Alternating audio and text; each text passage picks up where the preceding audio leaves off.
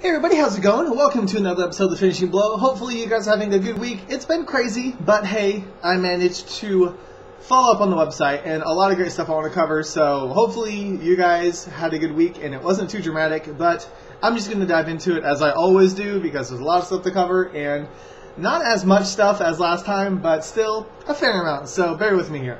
Alright, so first off, the Raid 2 has completed filming. Gareth Evans shot the last shot, I guess you could call it, for the Raid 2 or Brandal. And they've got a little ways to go before they'll be able to show anything, but the principal shooting is done for the film, which is awesome. It took them 7 months, which I don't remember how long the first Raid film took to make, but I'm pretty sure it's a lot longer.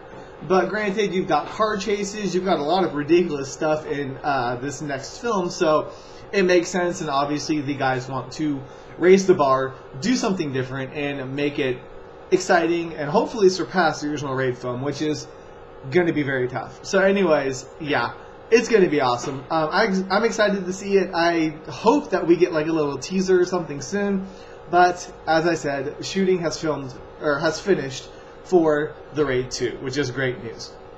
Okay, so next up, sorry, I'm going to scoot over a little bit. I don't want to, my head gets in the way sometimes, but you know.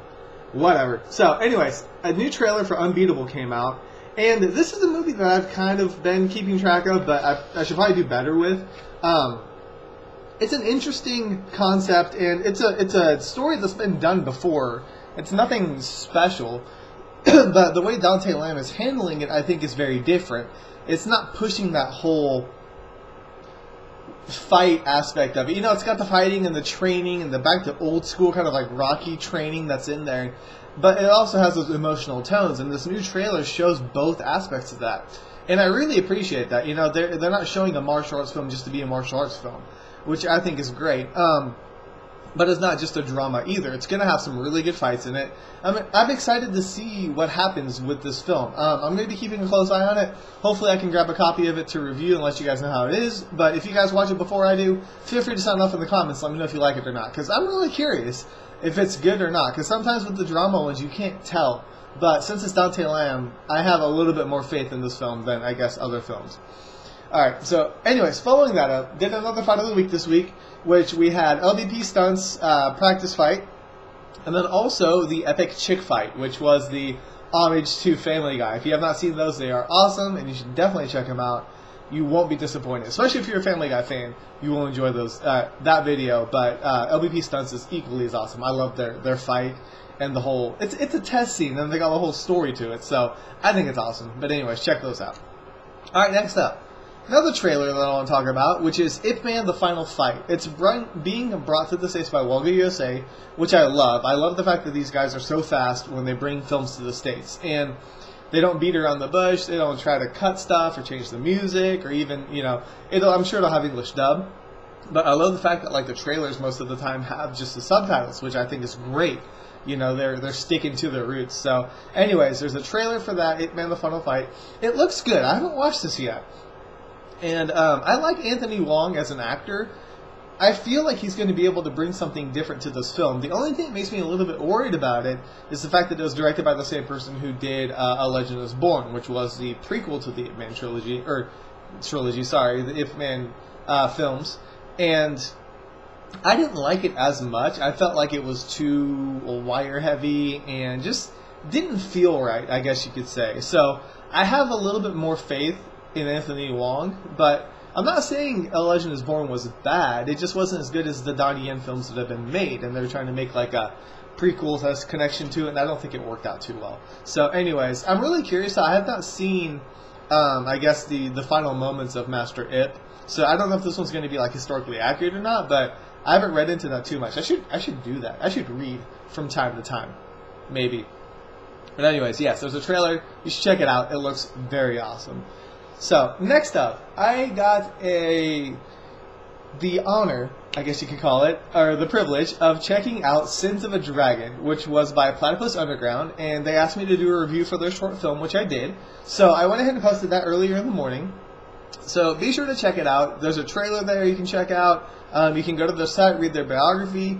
The guys are very, very cool. I had a lot of fun watching the video, kind of dissecting it, giving my input. They're very receptive, very, very cool guys. and gals. So anyways, be sure to check it out. You can see the other projects that they've worked on, and I don't want to say too much about the review, but you can definitely read it on my site. So on top of that, though, I decided that since it was a review, even though it wasn't Friday, because I have my ridiculous morals, I found a photo of Kenshin that I wanted to post, and so it's nothing big. It's just a picture, just like the Crank In thing, but I like the Kenshin film, and I have a feeling I'm going to be following this one a little bit too close, like I did with the Raid. I don't know if that's good or bad, but I will be following it with a passion. So hopefully you guys don't mind that. I don't think I'm going to be as ridiculous as I used to be. I remember about a year or two back, I feel like everything I wrote about was the Viral Factor, or Ip Man, or the Raid, and that was like it. So I'm trying to broaden my spectrum, I guess you could say. I am still a junkie, but it's just like I'm not trying to have the tunnel vision with it. So if I find any other news out, I will let you know. But I thought the shot is very, very cool, and hopefully we'll get another fight at night like they did in the original film. But maybe they can play off of the whole Moonlight thing, since they're obviously trying it with Kenshin. Okay, so lastly, on the news side of things, another, I guess it kind of like dwindled down at the end of the week, but a new poster for Tom Yum Goong 2, which obviously we had the trailer for it last week. Doesn't surprise me. There's an elephant in it, but what do you expect? It's Tony Jaa. So, out of all the posters that I've seen, it's not the most impactful. Strangely enough, my favorite poster that they've done so far was like the old like concept photo or poster with like Gigi Yanin and like Tony Jaa. Like I thought that was really cool. The other ones, like with him on the motorcycle, me and the dude, doesn't really sell it to me. So I guess this one's better than that one is. But you know, it's a poster. Check it out. If you haven't seen the trailer yet, I did link the English subtitle trailer to it, so you can see what they're talking about and what the Thai words are that flash across the screen with all intensity. Okay, and then lastly, did a review for The Young Master. I felt like doing a throwback like Jackie Chan film, and so I decided to do The Young Master. It's getting really hard for me to pick films that I've seen already that I haven't reviewed, but wanted to do The Young Master. So did a review for that. Try to stay as like objective as I can. Obviously, I'm a huge Jackie Chan fan, but you know, even as a Jackie Chan fan, it's like, where does this rank? You know, is it still one of his best, or has other films surpassed it? So I try to take that into consideration. You guys can definitely sign off on it. Like, I don't know. I don't want to say too much because obviously I want you to read my review and see my thoughts on it that way. But like when I compare it to like Drunken Master and Fearless Hyena, it's just it puts it in a different perspective. Like, you know, when you watch Young Master by itself, you're like, oh yeah, it's a great film. And then you're like, okay, well, how was it compared to like the original Drunken Master? And like, I love the original Drunken Master. Like as a kid, I was obsessed with that movie. So it's just kind of weird to put it in perspective and then think about like, okay, these people who haven't seen Jackie at all, or like, you know him from Rush Hour, like what are they going to think about like the Young Master?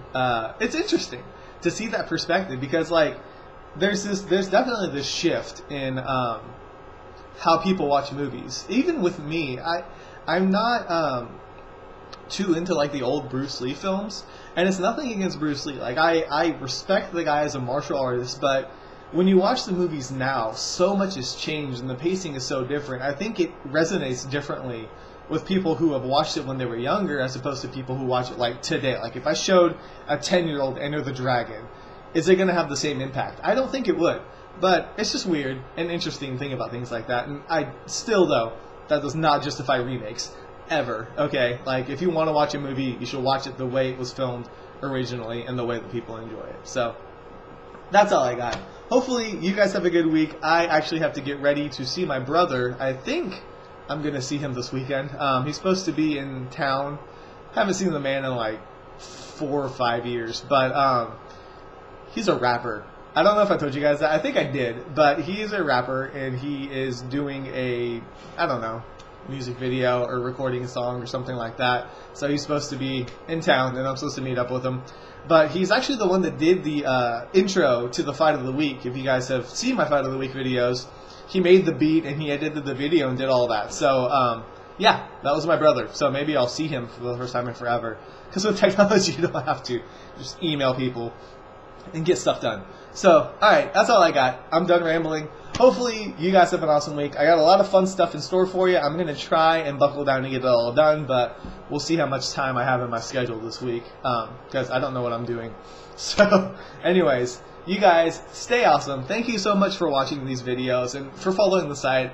I did a little post on Facebook, but it's so humbling to know that there's over 355 likes, I think, right now, for the page. I just, it's ridiculous to me, and I really do appreciate it. You guys are so awesome, and I'm going to do my best to just push forward and give you guys more of what I can. So we'll see where it goes, but thank you guys so much for watching these. I do appreciate it, and I guess until next week, I'll see you guys then. So thank you guys so much for stopping by. This is K Melon, and this week has been finished.